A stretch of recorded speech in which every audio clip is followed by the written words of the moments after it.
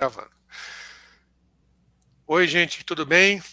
Estamos aqui para gravar mais um vídeo de pré-jogo, hoje de Santos e La Calera, jogo que vai ocorrer nesta quarta-feira, 18 de maio, às 21h30, na Vila Belmiro, pela Copa Sul-Americana.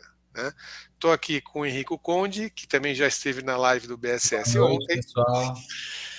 e o objetivo aqui é a gente dividir esse pré-jogo, tá?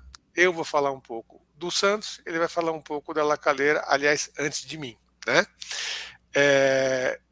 O Santos tem esse jogo pela Sul-Americana, a La Calera é a líder do grupo com 8 pontos, o Santos tem 7. Se o Santos vence, vai a 10, abre 2 pontos sobre a La Calera e joga a próxima partida contra o Banfield na terça-feira, né?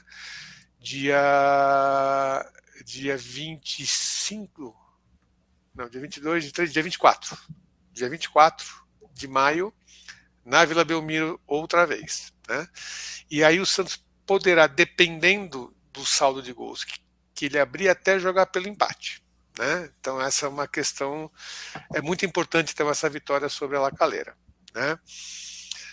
Então, para apresentar um pouco do time chileno, como estão as coisas, o que é que aconteceu desde a última partida que o Santos disputou lá no Chile, que teve empate por 1-1 no estádio Sausalito, né, em Vinha del Mar, que não era o estádio da La Calera, né, é o estádio do Everton. O Henrique, então, ele vai falar um pouquinho sobre o time chileno, o que ele pesquisou, o que ele estudou e como eles deverão vir para o jogo da Vila Belmiro. Então, vamos lá. Bom, pessoal, o La Calera não vem vindo de boa fase. Quer dizer, eles acabaram de sair da zona de rebaixamento do campeonato chileno, né, que comparado com o brasileiro é um campeonato de nível muito inferior. Estão em 14º lugar e no retrospecto dos últimos 6 jogos eles tiveram 2 vitórias, 2 empates e 2 derrotas, marcando 5 gols e sofrendo 7. Bom, para quem não lembra, o técnico do La Calera antigo havia sido demitido e agora contrataram o ex-goleiro Federico Villar, que construiu sua carreira no México, onde dirigiu o time do Cancún na última temporada. Ele estreou dia 13 de maio na derrota para a Universidade Católica, que é bem conhecida por aqui, por 3-0, que também marcou a estreia do nosso ex-técnico Ariel Roland. Bom, o time da La Calera costuma jogar num 3-5-2, variando para 5-3-2 no momento defensivo. É um time onde os alas recuam na marcação, acompanham os pontas ou os meias, se estiverem abertos, mas na hora do ataque chegam à linha de fundo para poder cruzar para os 2 atacantes. O time tem como destaques o goleiro Ignacio Arce, o atacante Sebastian Saez, que é o artilheiro do time na temporada com 5 gols, além do ala esquerdo Valência, que foi o que fez o gol num lindo chute de primeira contra o Santos lá no Chile. Além deles, o time também possui Pedro Henrique, que veio emprestado pelo Internacional e foi revelado na própria base do Inter. Bom, é mais ou menos isso o time La Calera. É um time que, como eu falei, melhorou um pouco do que vinha da última vez que a gente enfrentou eles. Eles estavam na zona de rebaixamento na época. Mas ainda assim é um time que vem em uma fase. O último jogo foi 3-0 para o Católica. E então, em casa, é meio que obrigação. Lógico que se não vencer, o Santos está fora da competição. Então agora o Henrique vai falar do Santos. Só antes de começar a falar do Santos, queria te perguntar, quer dizer, a La Calera teve um jogo, foi o jogo contra o Banfield, que ela foi derrotada por 1-0, né? Depois venceu o Audax italiano por 1-0 e perdeu esse jogo contra a Católica por 3-0. Não, a Calera Né? venceu o Banfield, Henrique. A Calera desculpa, a A Calera Calera venceu o venceu o Banfield Banfield. por É isso 1-0. aí. Isso aí. Né? mas o treinador ele só estreou agora, né? Quer dizer, você acha que eles virão mais animados ou de repente esse jogo aí contra a Católica foi meio que um banho de água fria neles, porque eles perderam por 3-0 na estreia desse novo treinador, né? O que Ah, você acha? eu acredito que com certeza vão vir de um banho de água fria, até porque não é fácil jogar com o Santos na Vila. Uma curiosidade, que em todas as vitórias do La Calera, eles venceram apenas pelo placar mínimo, de 1-0. Mas as últimas 3 derrotas sofreram 3 gols em cada. Então é um time que a defesa é bem vazada, não tem muito poder ofensivo, então eu prevejo um jogo bem truncado, onde eles vão recuar bastante, um pouco parecido como foi o Coritiba aqui na Vila, e aí vai ser a nossa esperança o Bustos conseguir furar essa retranca. Legal. Bom, então vamos falar um pouquinho do Santos, né? O Santos que amanhã aparentemente virá poupando os jogadores, né? Está priorizando o Campeonato Brasileiro, isso não foi dito explicitamente, mas as atitudes demonstram que sim, ele está priorizando o brasileiro, que eu concordo, faz todo sentido, né? Já que o time passou por os últimos 3 torneios onde ele teve rebaixamento envolvido, o Santos esteve disputando essa zona quase que até o final. Então é claro que o time quer ficar, ou a direção quer que o time tenha um comportamento mais estável e consiga desempenhar de uma forma a ter tranquilidade até o final do ano para que se possa planejar melhor o 2023. Se espera que o clube esteja em uma situação financeira melhor e possa então investir um pouquinho mais e utilizar essa base que está sendo formada para incrementar com jogadores em posições que a gente sabe que são chaves, né? Como lateral direito, como meia, como atacante de lado e por aí vai, né? O Santos aqui, como eu coloquei, ele contra o Goiás, há um indicador chamado PPDA. O que é isso, Henrique? É Permitted Passes per Defensive Actions, quer dizer, passes permitidos por ações defensivas, né? O que isso mostra? É quantos passes um time permite que o adversário dê na região entre a intermediária do adversário e a sua linha de fundo, quer dizer, que dá mais ou menos 60 ou 2/3 do campo, mais ou menos, né? Os 2/3 finais. E o que acontece? O Santos costuma ter um indicador de permitir 10 passes até ele conseguir tomar uma atitude contra o adversário, que é ou comete uma falta, ou faz uma interceptação, um desarme, ou qualquer coisa. O fato é que esse indicador é de 10 e ontem foi 11, e ontem não, domingo foi 11,5, né? Então isso significa que houve um acréscimo de 15%, o Santos permitiu que o Goiás trocasse 15% mais passes que normalmente ele permite. E os passes que ele deu, normalmente tem um comprimento médio de 19,8 metros e foram de 21,5. Ou seja, os jogadores estavam mais longe uns dos outros.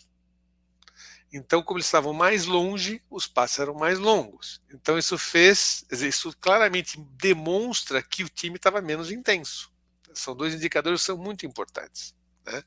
Então, eu particularmente achava que o Bustos deveria ter poupado no jogo contra o Goiás, não um time inteiro, mas alguns jogadores, para entregar um time mais intenso, né?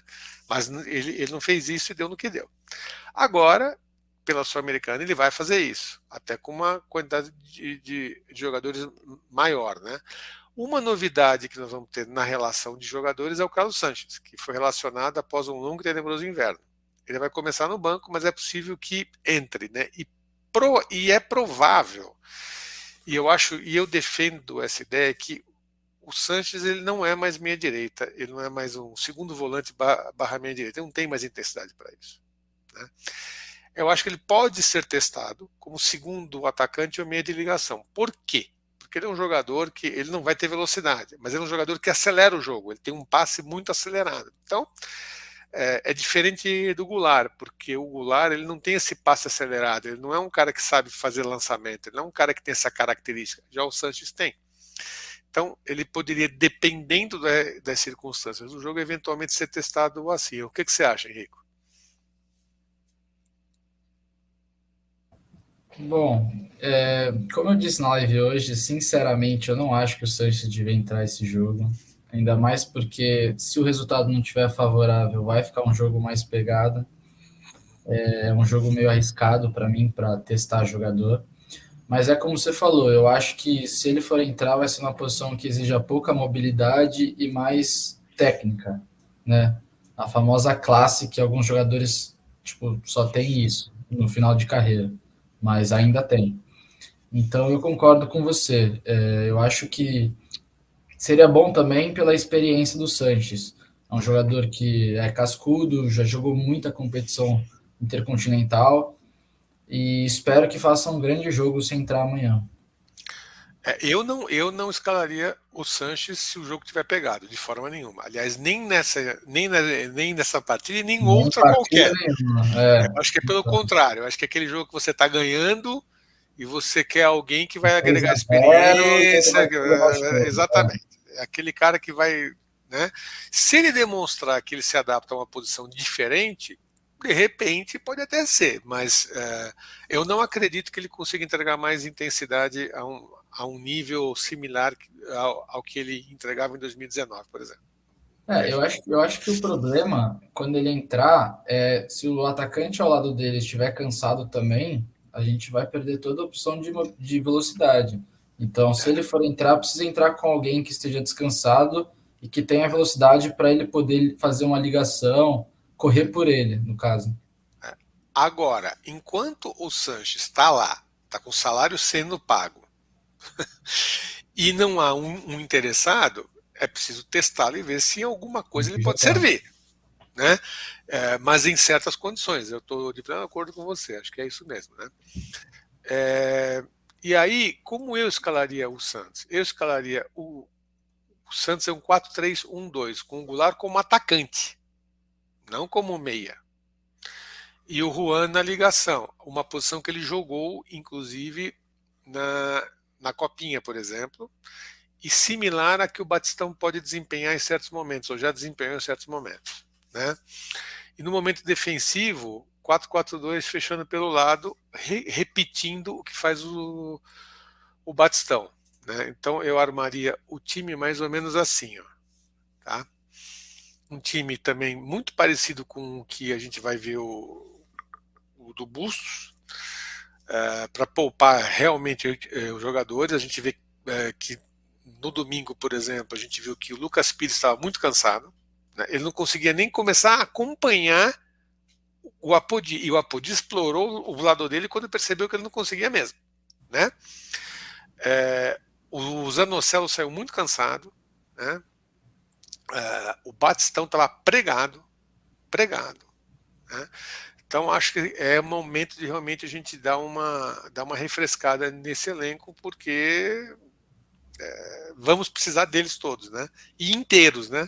Porque o grande problema de você disputar 3 competições simultaneamente e estar vivo nas 3 é que você, claro que você quer disputar o mais possível, mas você precisa ter os jogadores principais nos momentos onde você mais precisa deles, né? Então, acho que essa é a questão, né? Então eu armaria o time desta forma, né? Mas o Bustos eu acho que vai armar um pouco diferente, né? Segundo o Lucas Musetti, né? Então, aliás, é Lucas Musetti, né? E não Musetti, quem fala Musetti é o Noronha. Então, abraço para o Noronha e abraço ao Musetti a quem eu dou um crédito aqui. A escalação do Bustos vai ser essa aqui que nós estamos vendo, né? Que é no 4-2-3-1. Ele botou lá no Twitter assim um pouco diferente no 4-3-3, mas eu não acredito que vai ser assim. Vai ser no 4-2-3-1 com o Sandri Camacho. A única alteração que ele... E aqui eu fiz uma besteira aqui, que eu botei aqui o Bruno Oliveira e ele vai botar o Lucas Braga, né? Então, assim, Eu escalaria o Bruno Oliveira, e eu nem falei isso na minha parte, porque eu acho que o Bruno Oliveira precisa ser testado. Precisa ser testado, dizem que ele está treinando bem, se ele está treinando bem, bota ele para jogar, se não der certo, tchau.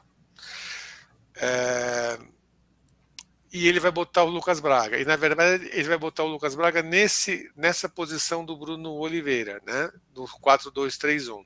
E no momento defensivo vira um 4-3-1-2, né? Até um 4-4-2, desculpa. Então, assim, eu acho que ele vai fazer isso. Eu acho que o Musetti tem toda a razão. Aí eu não sei o que você pensa disso. Se você acha que ele vai fazer isso mesmo, se você acha que ele vai escalar diferente, o que você acha? Se você escalaria nesse 4-2-3-1 aí, com o 4-4-2 em momento defensivo. O time que eu armei, o time que ele está armando tem uma idade muito parecida. Eu armaria um time com 24,1 anos de média etária, ele com 24,2. Acho que nesse ponto a gente está quase sintonizado, mas eu não sei o que você pensa dessa formação dele e com o Goulart como meia novamente, né?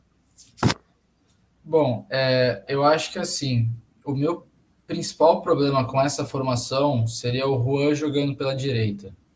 Eu acho que numa formação como a da La Calera, que usa 3 zagueiros e alas que sobem bastante, seria muito bom explorar o espaço nas pontas. E nesse caso eu concordo com o Bustos em escalar o Lucas Braga.